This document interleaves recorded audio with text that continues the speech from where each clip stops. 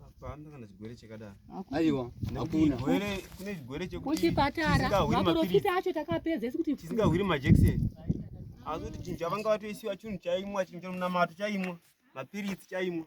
Hakuna piritsi rekuti munhu anomwa mapiritsi ashanduka achinji. Munhu anomwa mapiritsi eTB chaiwo anooneka ari mutano cheche asingagoni anooneka kuti munhu anomwa mapiritsi eTB.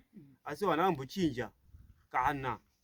Saka ndobvunza sabhuku ndimi makatarisirwa nemhuri nderipi danho ramungatora kuti mubatsire mhuri?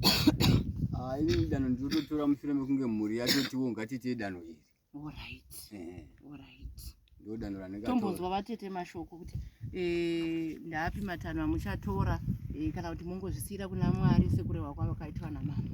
Inini nokuwesa kwatakaita tichifamba kumaprofita akasiyana siyana tikabata zvisirizvo handisisina zano. Ndakungozvisiyawo kuna Mwari. Kuti Mwari ndo vanoziva akaita izvi. Aiwa Mwari ngavamukomborere. Pamwe mangwana futi ndiniwo ndiri kutevera. Nekuti zvakangoma. Nekuti nepatakafamba nepatakatsika takapinda tikabata zvakawanda no change. Kusvikaenda muguva kusvika achekwa arisina kuisiwa kuguva uku kuratidza kuti honai. Saka manje purani nekuperegwa enda kuzvisa kuna Mwari kuti aiwa Mwari ngavaite zvavo zvavanokwanisa ivo Mwari. Tombonzwa mashoko ekupedzisira kubva kumukomana mukuru wavabhandi.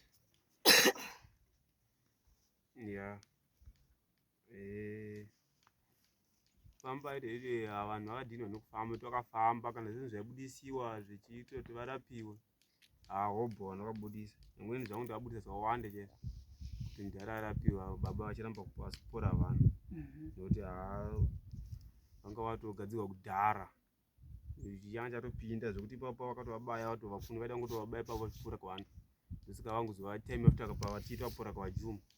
Ndanzwaiwo uchiti wakambofamba uye varoyi vakaita zvinhu izvi uri kuvaziva. Wakamboudzawo here vana tete kwavakafamba? Vanovaziva. Aiwa tinotenda.